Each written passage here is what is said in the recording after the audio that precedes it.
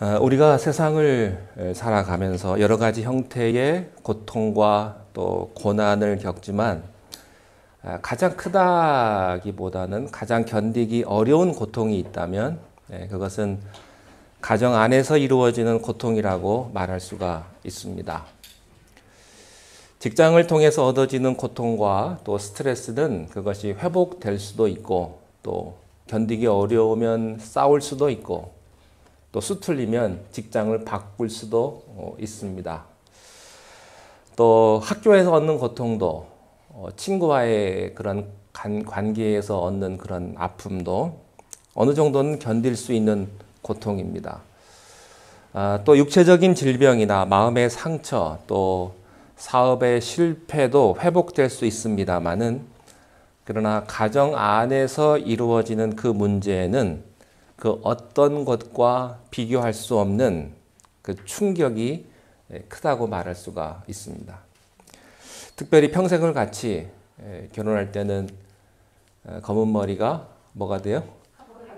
흰머리, 팥뿌리가 되도록 그렇게 평생을 같이 하자고 그렇게 서약을 했건만 살아가는 동안에 서로 의견이 다르고 또 서로 여러 가지 상처가 깊어져서 부부의 깊은 상처와 괴리 또 그래서 이혼할 수밖에 없는 그런 상황에 있는 가족들을 종종 보게 됩니다.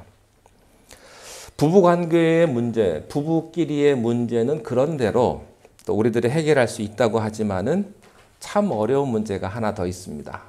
그것은 바로 자녀의 문제라고 할 수가 있겠습니다. 세상의 모든 것들이 다 마음대로 안 되는데 그중에서 제일 마음대로 안 되는 게 자녀 문제인 것 같습니다. 누군 또 그러더라고요. 골프도 안 된다고. 마음대로 안 되는 게.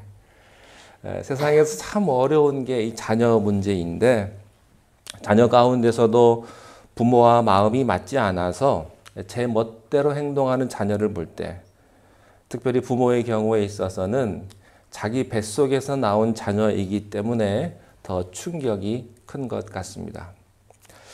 그리고 부부 문제나 또 자녀 문제는 아닐지라도 부모나 친척 간의 갈등도 생각해 볼 수가 있습니다. 고부 간의 갈등, 그런 것들입니다. 그런데 문제는 이러한 가정의 문제가 하나님의 말씀대로 사는 가정이라 할지라도 예외는 아니라고 하는 사실입니다. 유명한 목회자의 자녀나 또 존경받는 장로의 자녀가 그 유명한 만큼 유명한 불량배인 경우가 굉장히 많습니다. 한국의 경우에 이름나고 소문난 유명한 목사님들 그 자녀 가운데 어려움을 겪지 않는 목사님들이 거의 없을 정도로 그만큼 이 문제는 굉장히 어려운 문제인 것 같습니다. 어쩔 수 없이 자녀 앞에서는 나약해지는 부모 그래서 목회자인 경우에는 그 교회를 떠나야 하고 또 어떤 경우에는 부인 때문에 목회자가 교회를 떠나야 하는 수도 있지만 이런 가정 문제 때문에 결국은 목회를 못하고 떠나야 하는 경우를 우리가 생각해 볼 수가 있습니다. 하나님의 마음에 합했던 다윗 왕, 우리가 가장 존경하고 또 위대한 신앙을 가졌던 그 다윗 왕에게 있어서는 그의 인생의 전반부에 사울에게 겪었던 그 고통과는 비교할 수 없는 그 가정적인 비극이 그의 인생의 후반부에 나타납니다. 사울을 통해서 많은 고통을 겪었는데 죽을 수도 있고 또 도망 다니고 모든 것을 빼앗기는 그런 기가 막힌 고통을 겪었는데 사실은 이것은 아무것도 아니었다는 것이죠. 왜냐하면 그의 인생의 후반부에 가정적인 비극의 문제가 있기 때문에 그런 것입니다. 다윗에게 고통이 있었다면 오직 사울 때문에 얻는 고통이었습니다. 모든 게 사울 때문이었습니다. 친구나 직장이나 가정이나 스승이나 조국이나 그 모든 것들은 다 사울 때문에 빼앗겼습니다. 그런 고통이었습니다. 그런데 이제 그의 인생의 후반부의 고통은 그가 순간적인 실수를 함으로 말미암아 생기는 이런 가족적인 엄청난 대비극이 바로 이 다윗의 내면적인 고난이라고 말할 수가 있습니다. 오늘 우리는 이 본문을 말씀을 드리기 전에 성경의 중요한 한 원칙을, 성경이 말하는 한 원리를 여기서 이야기하고자 합니다. 그것은 갈라디아서 6장 7절 8절에 있는 말씀대로 심는 대로 거둔다 하는 말씀입니다. 갈라디아서 6장 7절 8절에 이렇게 되어 있습니다. 스스로 속이지 말라. 하나님은 업신여김을 받지 아니하시나니 사람이 무엇으로 심든지 그대로 거두리라. 자기의 육체를 위하여 심는 자는 육체로부터 썩어질 것을 거두고 성령을 위하여 심는 자는 성령으로부터 영생을 거두리라. 그래서 계속해서 갈라디아서 6장 9절에는 이런 심는 대로 거둔다는 이 원칙을 우리에게 소개해 주면서 선을 행하다가 낙심하지 말라. 내가 원하는 열매와 결과가 오지 않았다고 해서 낙심하지 말아라. 내가 정말로 기도했다면, 그리고 정말로 애정을 바쳤다면, 선을 행했다면 때가 이름에 거두게 될 것이다. 이런 말씀을 하고 있습니다. 우리는 주님으로부터 죄를 회개함으로 믿음으로 나아가서 우리가 저지른 죄에 대한 용서를 받을 수가 있습니다. 그러나 죄는 용서받을 수 있습니다.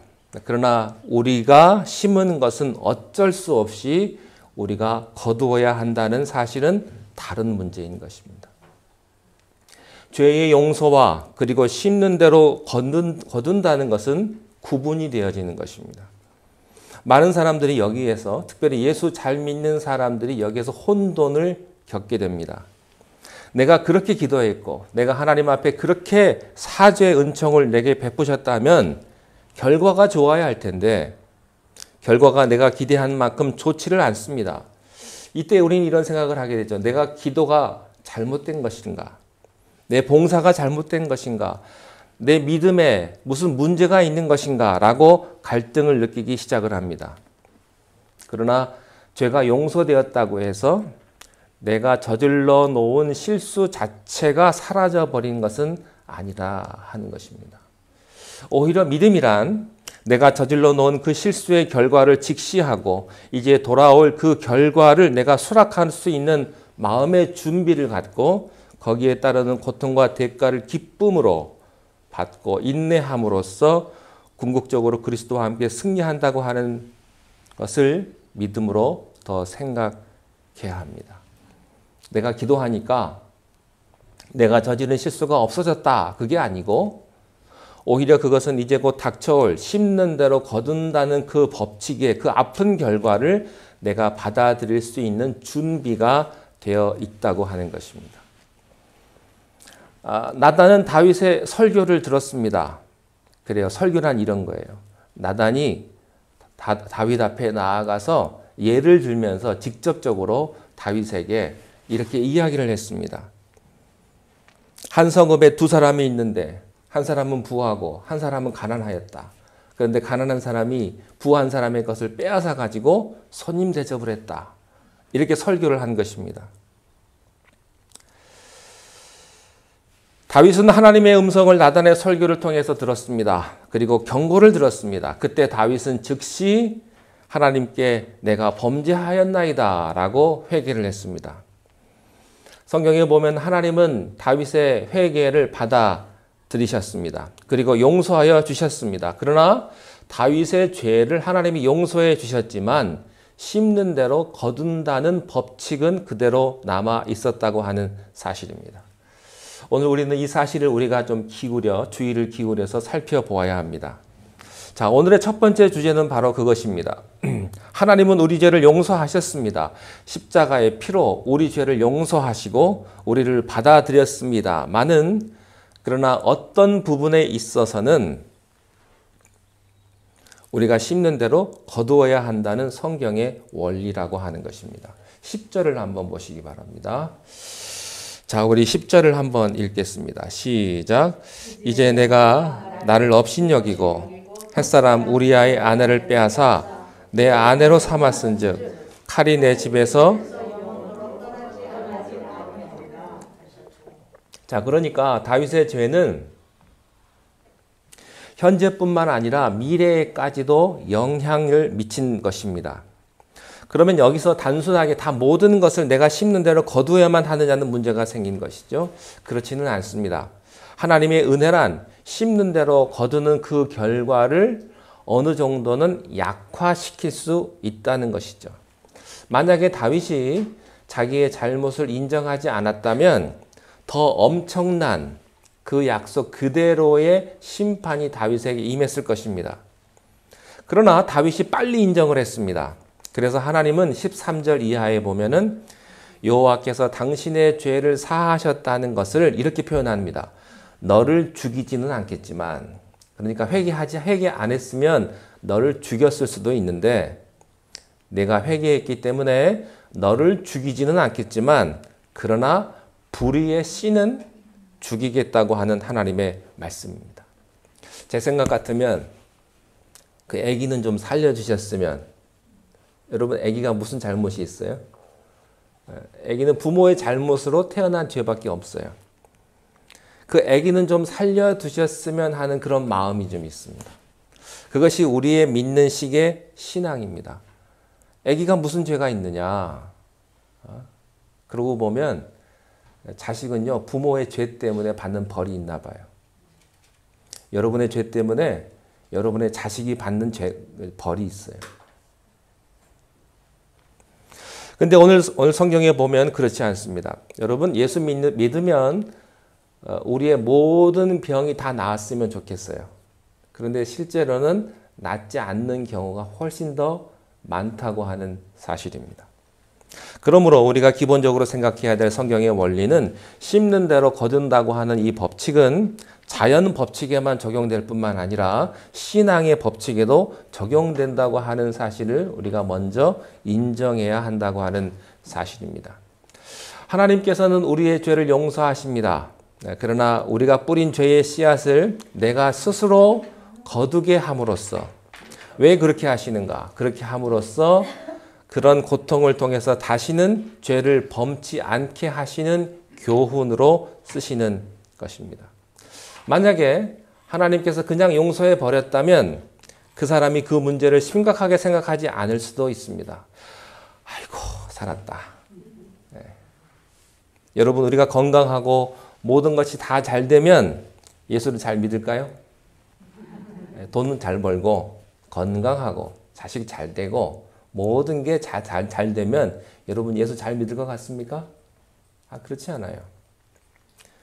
그래서 하나님이 갈등이 많으리라 늘 생각을 합니다. 건강주자니 교회 안 나오고, 그렇다고 아프게 해서 교회 좀 안 나오게 하자니 안쓰럽고, 하나님이 그 갈등이 굉장히 많으실 거예요. 사실 우리가요, 인간이 갈급해야 하나님 찾아요. 그건 누구를 막론하고 예외가 없습니다. 하나님은 누구에게나 다 똑같이 기도의 제목을 한 가지씩은 주세요. 여러분 기도거리가 없다고 생각하실지 모르겠습니다만 여러분 모두에게는 최소한 기도 제목 한 가지씩은 다 있게 되어 있습니다. 이게 하나님 법칙이에요. 그런 거 없이 모든 게 잘 되는데 겸손하고 마음이 가난하고 진실하고, 여러분 사람이 이렇게 된다면 얼마나 좋겠습니까? 하나님이 축복을 내려줄수록 더 낮아지고 남을 더 잘 섬기고 종이 되고 다른 사람의 신발에 끈을 메어주고 어떤 모욕을 받아도 참을 수 있는 그런 인격이 된다면 얼마나 좋겠습니까? 근데 인간이 그러지를 못하거든요. 인간이. 그래서 하나님은 우리에게 고통을 줌으로써 다시는 이런 죄악을 저질러서는 안 된다고 하는 교훈을 주시는 것입니다. 자, 또 하나는 심는 대로 거둠으로써 우리는 하나님을 업신여기지 않게 됩니다. 자칫 잘못하면 인간은 하나님을 업신여깁니다. 아주 건방집니다. 지식이 많은 사람은 지식으로 하나님을 평가하려고 합니다. 공부 좀 했다고 하나님을 자기 지식으로 생각하는 거예요. 돈이 있는 사람은 자기 돈 가지고 하나님을 섬기려고 합니다. 권력이 있으면요, 자기 권력으로 어떻게 좀 하나님한테 좀 해보려고 그렇게 하는 거예요. 하나님은 이런 거에 대해서 전혀 받을 수가 없어요. 지식으로나 권력으로나 돈으로나 하나님 섬기는 거 하나님 원치 않습니다. 신령과 진정으로 하나님 섬기는 것을 하나님이 원하시는 것이죠. 내가 현재 가지고 있는 그 무엇으로 나를 섬기는 것을 하나님은 원치 않으십니다.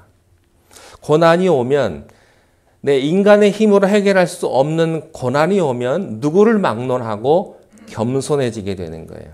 이것이 아주 중요한 것입니다. 11절 말씀에 보면 이렇게 되어 있습니다. 여호와께서 또 이와 같이 이르시기를 보라 내가 너와 내 집에 뭘 일으키고 재앙을 일으키고 이렇게 되어 있습니다. 하나님이 재앙을 일으키셔요. 가정에 재난이 온다고 경고했습니다. 어떤 재난이 오는가 좀 살펴보겠습니다. 첫 번째, 부부의 재난이 온다고 말을 했습니다.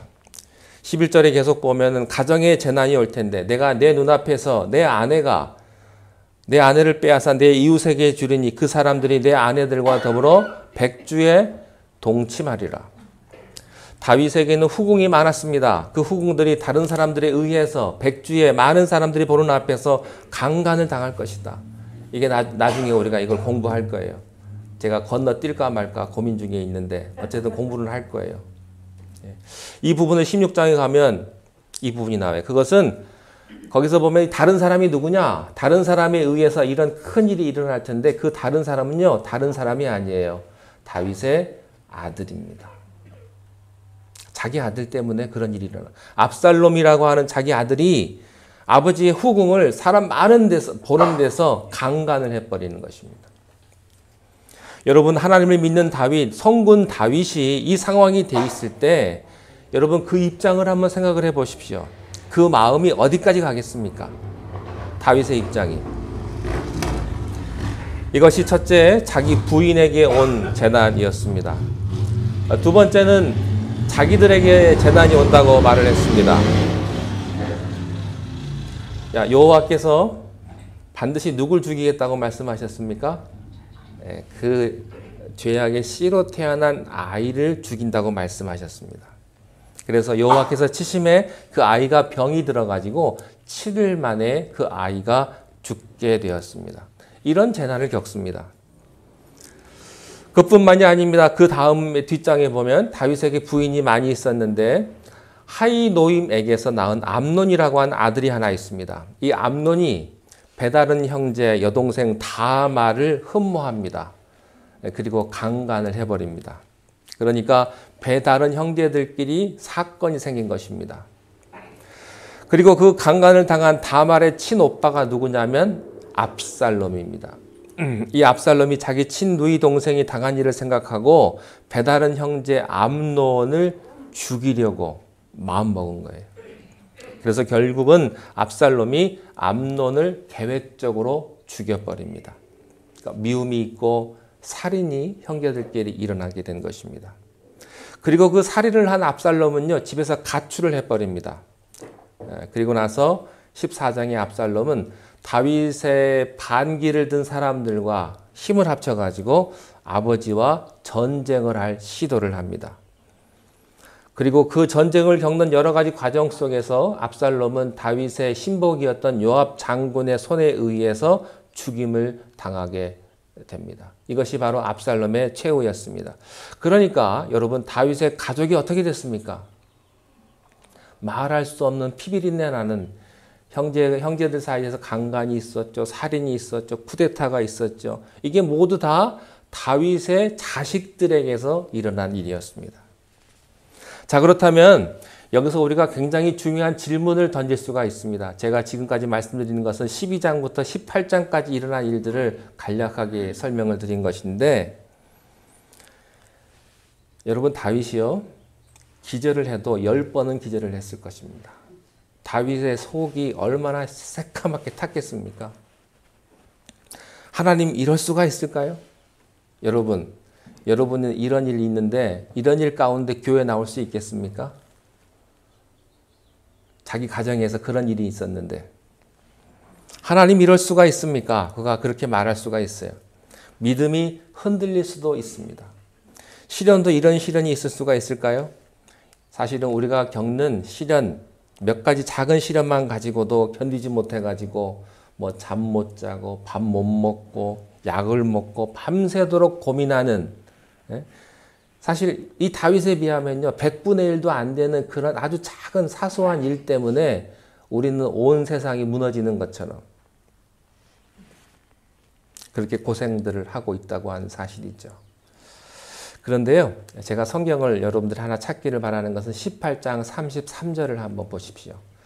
18장 30 성경 가지고 계신 분들은 18장 33절을 보십시오. 거기 보면 요압 장군에 의해서 압살롬이 그렇게 미워했던 이복 동생을 죽이고 자기를 배신하고 자기 부인을 강간을 한 그 아들이요. 그래도 아들은 아들이에요. 이 아들이 쫓기고 있습니다. 아버지의 심정은 아들이 안 죽기를 바라는 거예요. 그러나 정보를 가지고 오는 장군의 소식에 의하면 이렇게 말합니다. 왕이여 기뻐하소서 압살롬이 죽었나이다.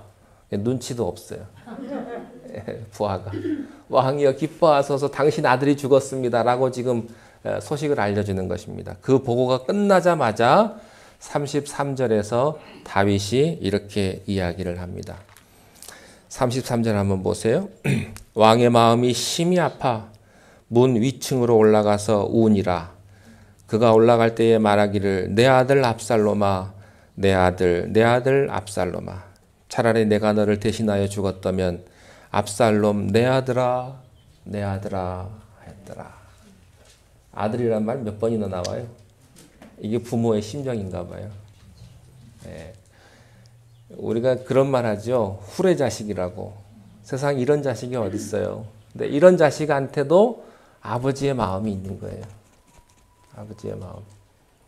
그런 고통 속에서도 자식이 죽기를 원치 않는, 자식 잘 되기를 말하는, 잘 되기를 바라는 아버지의 마음이 지금 다윗에게 있는 것입니다. 제가 어렸을 때 아버지께서 일찍 돌아가셨는데 간암으로 돌아가셨습니다. 술을 너무 많이 드셔가지고 간암으로 돌아가셨는데 이제 간암 말기에 이제 사형 선고를 받고 이제 어머니하고 같이 기도원, 이 기도원, 저 기도원을 돌아다니셨다고 해요. 기도로 좀 나아볼까. 신유의 은사가 있는 기도원에 가가지고. 근데 하루 종일 아무것도 못 먹고 기도원 가서 기도는 받았는데 병은 안 낫고 그래가지고 배가 고프니까 중국집에 갔습니다. 중국집에 가가지고 짜장면을 이제 어머니하고 아버지하고 둘이 드시는데 아버지가 못 드시더래요. 어머니가 왜 안 먹냐고 배고플 텐데 얼른 짜장면 먹으라고. 근데 아버지가 먹지를 못하고 눈물을 뚝뚝 떨어뜨리시더래요.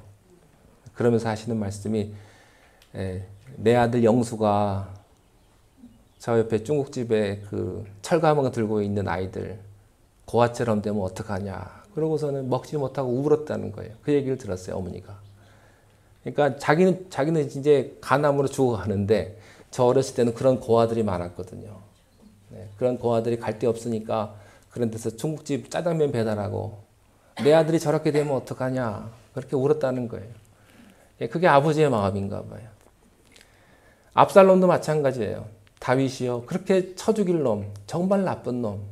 그런 아들인데도 내 아들아 하면서 아들을 생각하면서 슬피 우는 장면이 이 말씀입니다.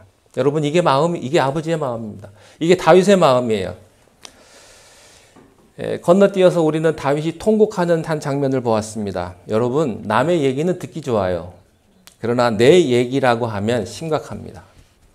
아브라함 얘기는 아주 신납니다. 그러나 그게 내 얘기라면 심각한 거예요. 내 자식을 바쳐라. 그건 아브라함이니까 할 수 있는 거지. 내 얘기라면 심각한 문제입니다. 오늘 우리는 이 성경 본문에서 분명히 받아야 할 일이 있습니다. 결국 다윗의 죄는 하나님이 용서해 주셨습니다. 그러나 뿌린 씨앗은 철저히 거뒀다고 하는 사실입니다. 하나님이 이것을 막아주지 않으셨습니다. 그러므로 우리가 배워야 할 교훈은 다윗이 이 과정을 거치면서 하나님을 원망하지 않았다고 하는 사실을 주의 깊게 보아야 합니다. 내 아들아 하면서도 하나님을 원망하지 않았다는 거예요. 그 사실을 그대로 봤습니다. 여기에 다윗의 위대한 신앙이 있다고 하는 것이죠. 이것이 신앙입니다. 고린도전서 10장 13절에 보면 사람이 감당할 시험 밖에 있는 너희가 당한 것이 없나니 오직 하나님은 미쁘사 너희가 감당하지 못할 시험 당함을 허락하지 아니하시고 시험 당할 즈음에 또한 피할 길을 내사 너희로 능히 감당하게 하시느니라. 여러분 혹시 지금 고난을 겪고 계신 분이 있으십니까?